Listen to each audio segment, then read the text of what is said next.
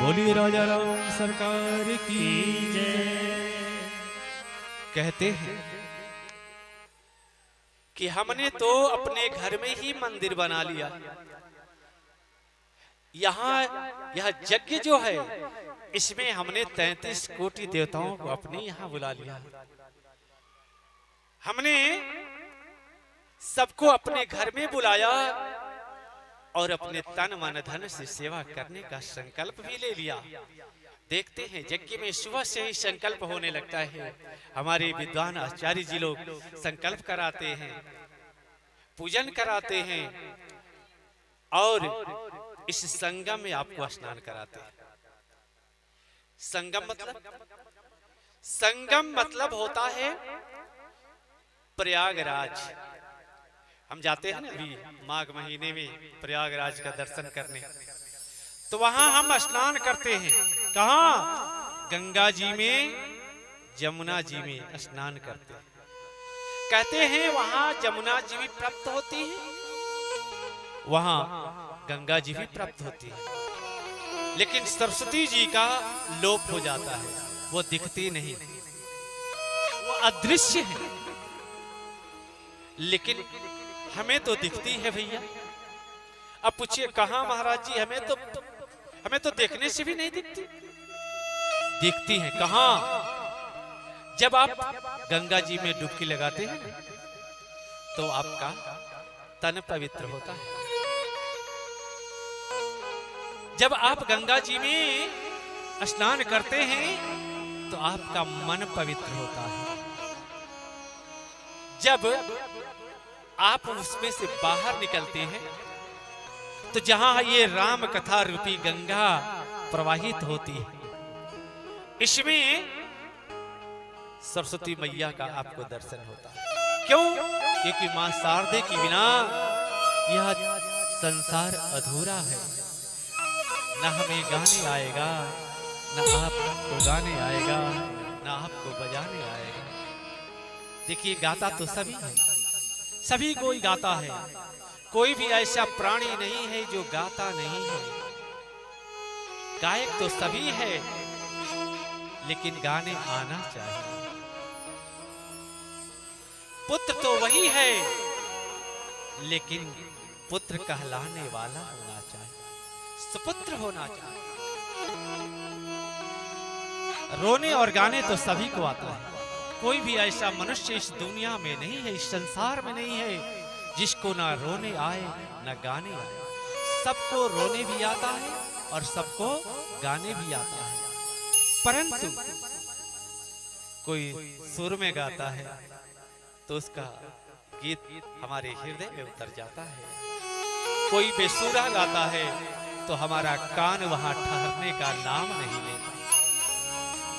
अभी हमारे महाराज श्री लोग कितने सुंदर सुंदर भजन आपको सुना रहे थे। आपका हृदय बड़ा प्रफुल्लित हो रहा था, हमारा भी मन जो है बड़ा आनंदित हो रहा था। हमारे नूतन जी भैया बड़े सुंदर भजन गा रहे थे।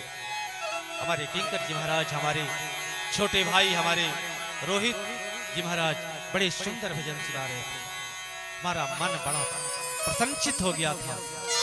वहीं अगर यहाँ पर जनरेटर चालू कर दिया जाए, यहाँ ट्रैक्टर खड़ा कर दिया जाए, आपको सुनने का मन करेगा? कहे जल्दी बंद करो, या कोई कौवा अगर काव काव करने लगे मन करेगा? नहीं। क्यों? क्योंकि सुर में गाने के लिए, सुर में बजाने के लिए हमें गुरु की आवश्यकता पड़ती है। मानव जीवन में जब तक गुरु नहीं आएंगे, आप कितना हो सुरीला क्यों ना हो, कितना हो कलाकार क्यों ना हो, कितना हो विद्वान क्यों ना हो, आपके अंदर विद्वता नहीं आ सकती।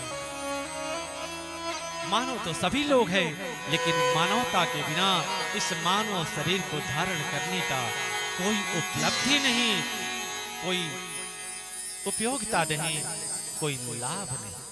हमारे जी महाराज जी ने बड़े सुंदर ढंग से आपको बताया। मानस में तुलसी बाबा ने लिखा क्या? सर्वप्रथम उन्होंने किसी की वंदना नहीं की। किसकी वंदना की? मानस के प्रथम चौपाई में बाबा ने कहा क्या? बंदो गुरु पद। भैया त्रिशूल खड़ाइए ना, इधर से उधर हो जाए।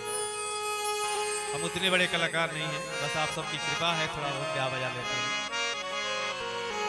बंदो गुरु पद पद्म परागा, बंदो गुरु पद पद्म परागा, बंदो गुरु पद पद्म परागा, बंदो गुरु पद पद्म परागा, बंदो गुरु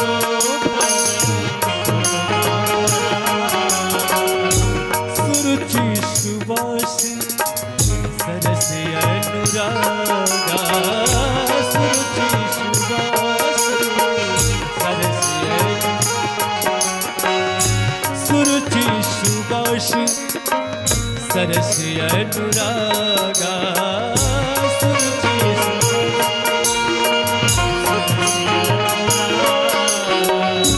बंदो गुरु पद पद्म परागा, बंदो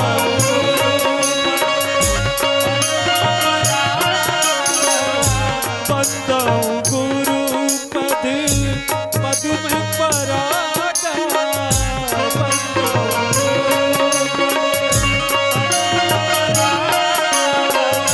सुरुचि सुवास सरस अनुरागा,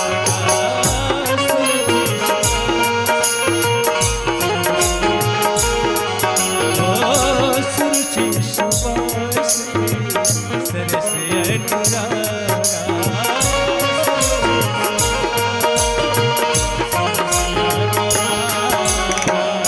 सुरुचि सुवास सरस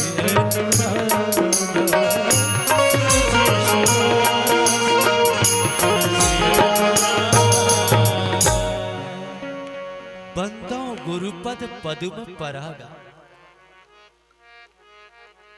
मैं सर्वप्रथम अपने गुरु महाराज के श्री चरणों का ध्यान करता हूं और उनके कमलवत चरणों की धूलि को, रज को अपने माथे से लगाता हूं।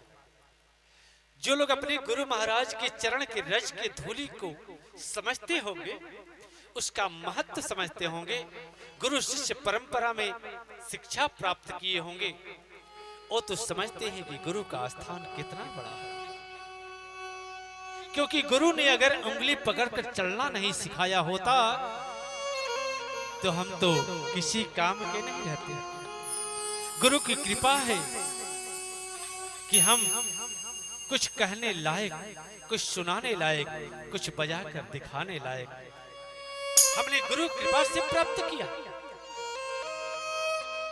गोस्वामी तुलसीदास जी महाराज कहते हैं कि सर्वप्रथम मैं अपने गुरु महाराज के श्री चरणों का ध्यान करता हूं, जो साक्षात प्रभु के रूप में इस धराधाम पर अवतरित हुए। मैं उनके महत्व को समझता हूं और उनके चरण कमलों के रज को अपने माथे पर लगा करके अपने भाग्य को, अपने सौभाग्य को जगाता हूं।